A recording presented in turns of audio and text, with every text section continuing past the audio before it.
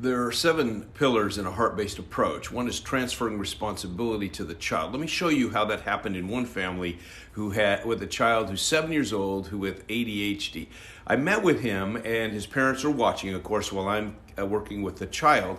And I talked to him about the obligation that his heart can develop, obligation to stay on track, obligation to keep his hands to himself. He was having trouble at school, and that's why they brought him to me. And they were tolerant at home, but at school, he was just having a lot of challenges getting out of his seat or playing with his pencil or just interrupting or distracting people. And so we started to work on this. And as we started to work together, I taught him about obligation versus urge. Obligation is that thing inside of your heart that says, I need to, I need to, I need to.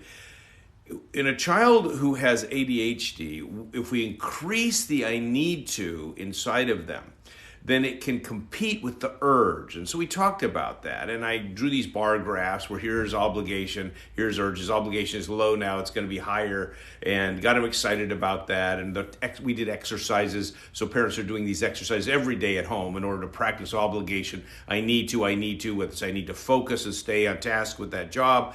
Whatever, it's just this great way of building new pathways in the brain using this heart-based approach that's helping children develop obligation. So we work hard to do that with this boy. And the fun thing was that when mom called the next week to set an appointment for us to get together again, the boy from the background says, "Tell Dr. Taransky my obligation is winning over my urge." Now that's really important because one, he retained what I had been talking to him. 2, he believed that he was moving forward. And we saw some great progress in this child who has a biological challenge in his brain, but we were using a heart-based approach to help him overcome it. I do this a lot with kids with ADHD. It's so successful. It's a lot of work, but we're exercising something inside of the heart that's so powerful. We're transferring responsibility to the child. We do this with a child who has a meanness problem or an anger problem.